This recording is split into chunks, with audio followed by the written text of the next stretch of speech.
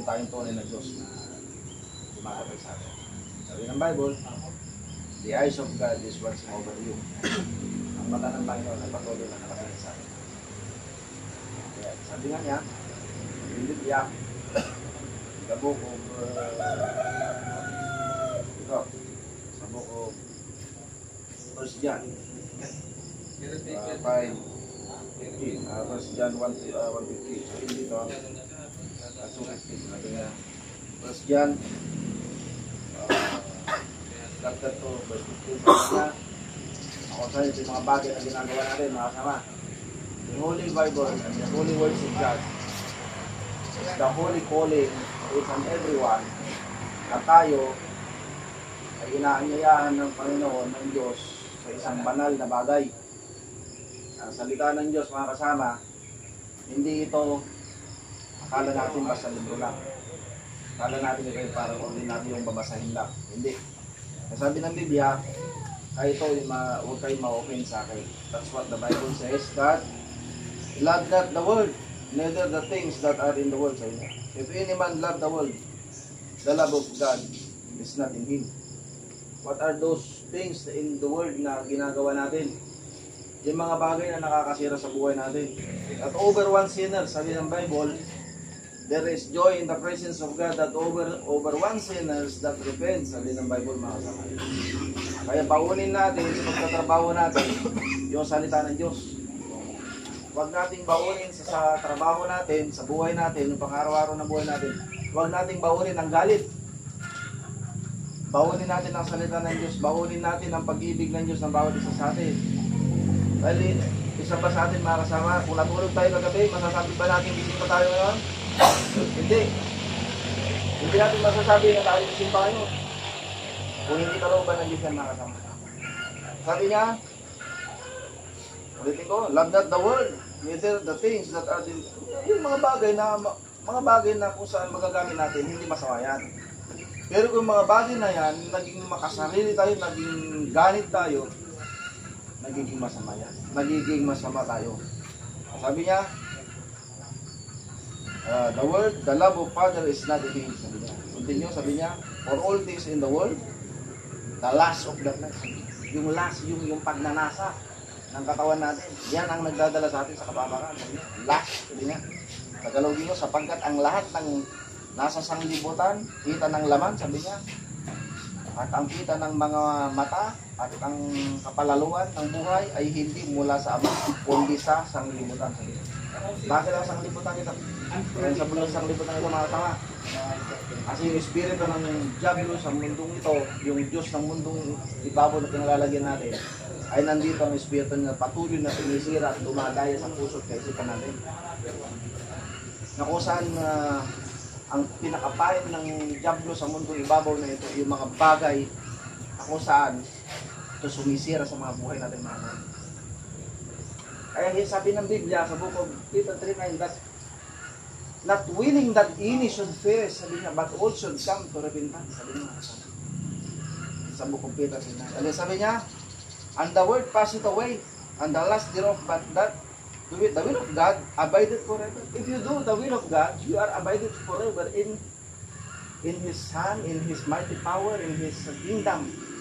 If you receive Jesus Christ as your God and Savior right now, sabi ng Bible, He gave the power to become sons of God. Ibibigay niya ang kapangyarihan sa bawat isa sa atin. The love of God, it's not by the way of your appearance, not by way of your color, not by way of your kung ano yung natapos mo, not by way of kung ano yung napundar mo. Yung pagmamahal ng Diyos sa atin mga kasama, hindi yan base sa kung anong mga bagay mayroon tayo. Yung pagmamahal ng Diyos, nagkakaroon lamang yan, na pagtatagumpayan natin yung buhay na walang hanggan yan, sa pamagitan lang ng pananampalataya, sa pamagitan ng pananalig. Kasi sabi niya, that whosoever call upon the name of the Lord shall be saved. Sabi nga niya, if you call right now, our Lord and Jesus Christ as your God and Savior, and if you receive Him from your heart, from your mind, sabi ng Bible, He gives the power to become the sons of God.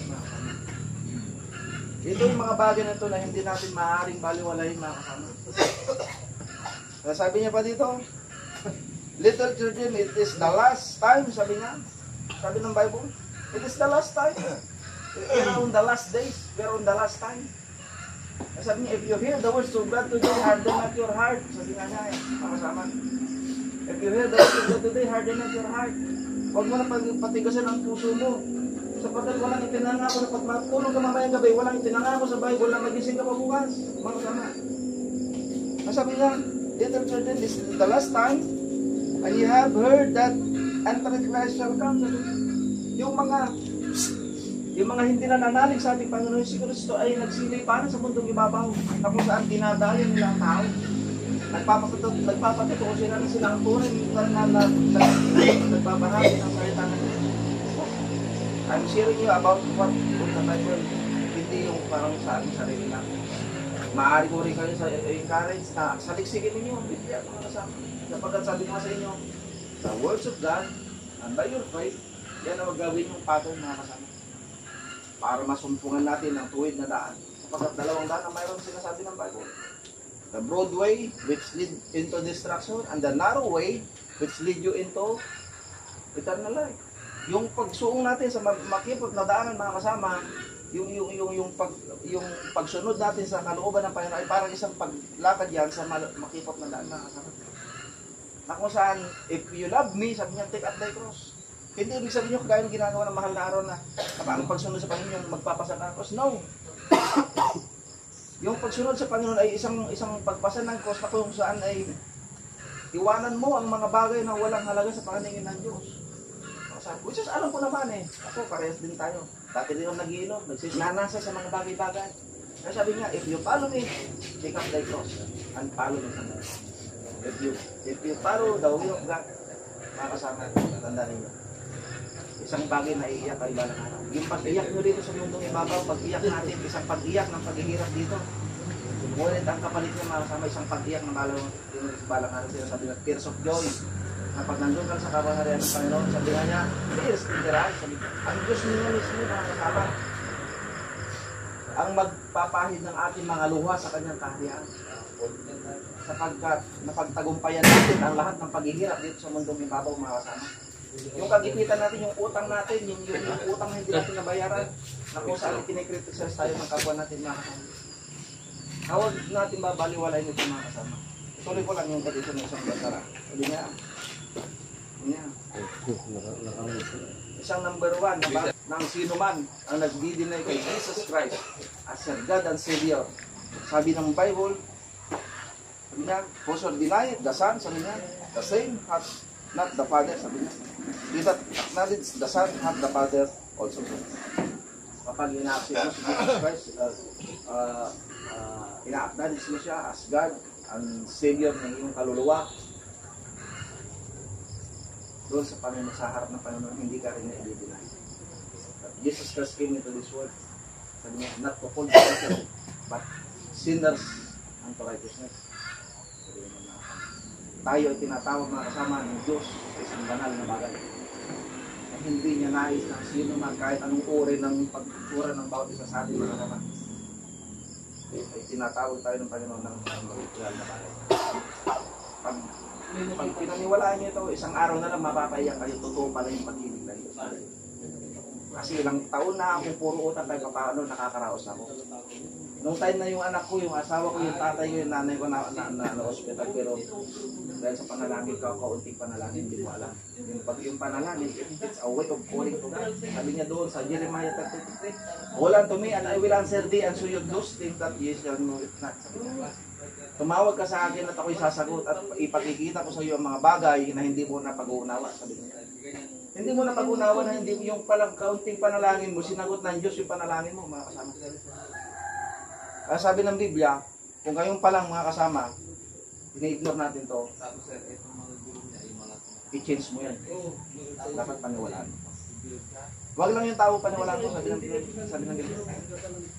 Huwag mong ilagay yung tiwala sa tao. Ilagay mo ang paniwala mo sa kanyang salita. Pag itong salita ng Diyos yung magdadala sa atin sa isang mabuting sitwasyon. May kanya-kanya tayo. Sabi ko nga, may kanya-kanya ibinigay ng Diyos na appointed time para sa ating mga kasama. appointed time. Because we are on the last day, sabi nga niya. We are on the last hour, kung totoo siya. Because 1,000 years is one day in the sight of God. One day is 1,000 years in the sight of God. Sabi sa Book of James. Kaya ngayon pa lang, gumawa na tayo ng isang desisyon na pagsisiyan na natin ang ating mga kasalanan. Whatever na klase ng pagkakasalang nagawa natin, sabi niya dito sa 1 John 1:9, sabi niya dito, kahit anong pinakamasamang nagawa mo before, ito ang sabi ng banal na salita ng Panginoon. Sabi niya, if we confess our sin, He is faithful and just to forgive us our sin, sabi niya, and to cleanse us from all unrighteousness. Sabi niya, unrighteousness yung pagiging hindi matuwid natin, yung pagiging makasalanan natin, yung pagiging maruwin natin. He cleanse us, sabi niya. If we confess our sin, He is faithful and just, sabi niya. Kasi sabi ng Book of Romans, there is none righteous, no not one. Because of sin, and come short unto the glory of God. Because of sin, we are far away from the kingdom of God. Because of sin, yan ang, ito tayo, nandiyan ang kasalanan. Yan ang nag-boundary sa atin upang hindi tayo makaubot sa kanya. Kung noong panahon, pinarusahan ng Diyos ang mundo, ang mga tao noong araw. Nilipon ng Diyos ang mga tao sa pamagitan ng tubig. In our time, ang punishment na inihanda sa tao kung sakaling hindi tayo mananampalataya. Sabi niyo sa Revolution 21:8. Ito, last na lang. Ito lang mga kasama. The Bible is the warning of God about sa atin mga kasama. Sabi na ito, sa Book of Matthew, if we 2 or 3 that gather in my name, I am in the midst of them. Not literally that God is in the midst of us, but the Holy Spirit of God yung nagpapatunay na sa oras na ito, siya ang nasa pagitan natin. Hindi aksidente lang, niloob ng Diyos na sa oras na ito, nag-uusap tayo sa patungkol sa kanyang salita upang maunawaan natin ano yung kalooban ng Diyos at ano yung magbabala ng Diyos para sa ating mga kasama. Ito, last verse.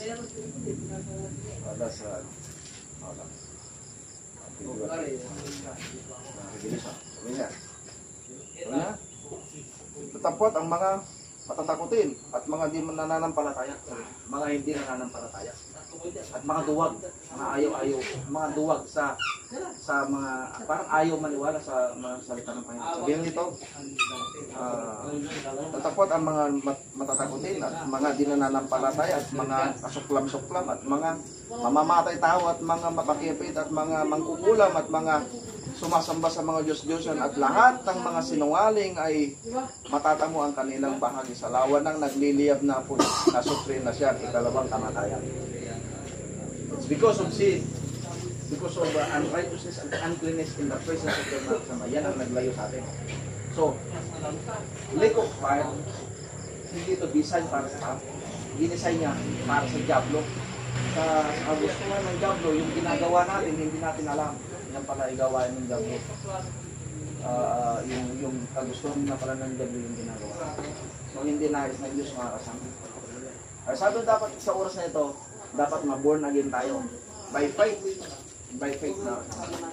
It's because of your faith. Kung tatanggapin mo si Jesus Christ as your God and Savior, He gives you the power to become the sons of God. Even to them that believe on His name, sabi niya. But if anyone be in Christ right now, if you are in Christ right now, sabi niya, ito. 2 Corinthians 5:17, sabi niya, mga tama. Sabi niya, therefore, if any man be in Christ, he is a new creature. All things are passed away. Behold, all things are become new. If you surrender your life to God, God will change your way of thinking. God will change your way of desire. If you surrender your life to God. Sabi niya ito, sa makatuwid, kung ang sino mang tao ay na kay Kristo, siya ay isa ng bagong nilalang. Ang lumang mga bagay ay lumipas na. Masdan ang lahat ng mga bagay ay naging bago. Magiging bagong pagkatao natin mga kasama. Yung way of thinking natin, way of desire natin, way of habits natin, babaguhin ng Diyos yan mga kasama. Those habits na hindi nakakapagbigay, nakakapagpadagdag sa magandang mabuti sa kalusugan mo. Because hindi nais ng Diyos na yung katawan mo ay sirain mo. Hindi nais ng Diyos na masira ang katawan mong physical na yan, ay binigay niya sa'yo. But devil, your demons will deceive us. Ang outcome niyan, nasisira ang buhay natin. Because your body, sabi ko ng Biblia, in 1 Corinthians 6:19, that your body is the temple of the Holy Ghost of God. Na ang katawan natin na ito, mga ito, pakalinisin natin to purify by the words of God, to purify by faith. Sapagkat ang katawan mo ay templo ng banal na espiritu dapat. Hindi dapat yung templo ng masamang espiritu. Huwag natin hayaan na dayain tayo ng masamang espiritu na ito'y gawain ng diablo. Kasi kung mahal natin ang anay natin, magulang natin, God is mas mahal tayo ng Panginoon. Mas mahal tayo niya. At hindi natin mapapantayan yung pagmamahal ng Diyos sa mga material na bagay. Tandaan niya yan. Kahit anong binili natin na bagong bagay, dati yan maluluma at maluluma yan. Pero yung pagmamahal ng Diyos, hindi maluluma.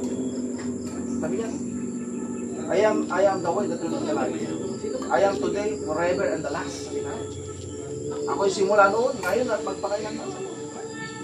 For God so loved the world, that He gave His only begotten Son, that whosoever believe in Him shall not perish but have everlasting life. If you believe in Him, you gain the whole eternal life. Kasama mga kasama sa ating isang pagkakalaw na tanggapin natin. I will lead a prayer to accept Jesus Christ.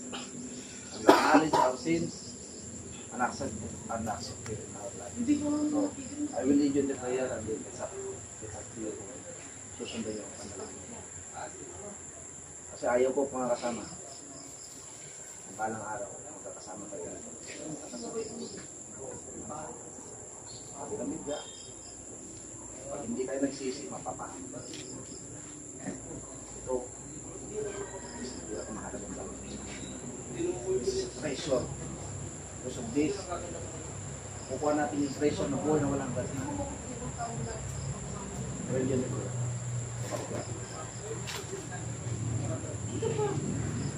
Kaya na, sa oras kami ito, ako ay lumalapit sa iyo. Naamin ko na ako isang makasalanan. Salamat tayo sa iyong pag-ibig. Kapag pinatawad mo ang ating kasalanan, ikaw ang magdala sa kusang Kalbaryo. Tawarin mo, Panginoon, patuloy na kami po ay nakapagawa ng kasalanan. At sa oras, Panginoon, na ito, ikinukonfess ko ang aking kasalanan. Salamat sa iyong pagmamahal sa pag-binayaan. Sa oras, Panginoon, ang lahat ng aking nagawang kasalanan ay aking pinagsisisihan. At sa oras kong ito, Panginoon, dahil sa iyong pagmamahal sa akin, yan ay tinatanggap kita bilang aking Diyos sa tagapagligtas ng aking buhay. Paus-puso kita tinatanggap bilang aking Diyos sa tagapagligtas ng aking buhay. Sapagkat ibinibigay mo ang kapangyarihan maging anak. Nakatulad ko na magsisisi sa aking kasalanan, ibibigay mo ang kapangyarihan maging anak ng Diyos na maging mga anak. Salamat sa buhay na wala hanggan na kaloob mo sa bawat isa ko sa amin. Patawarin mo ako, Panginoon, sa lahat ng aking masamang nagawa na kasalanan. Sa oras mo ito, tinatanggap kita din ang ating Diyos sa pagkakas. Ang lahat ng ito sa pangalan tayo. Amen. Amen. Ako biya. Once again, good morning. Good morning, Lord! Oh. Good morning, gentlemen. Good morning, sir! So, ang nakita ko ngayon, is maganda ang nakita ko. This is, ito, yung ginawa sa inyo ng ating pastor ay, buting pastor ay, spiritual motivation. Ay, nakita natin ito. Kung wala tayong Diyos sa sarili natin, everything is nothing. Diba? Wala? Yes, sir!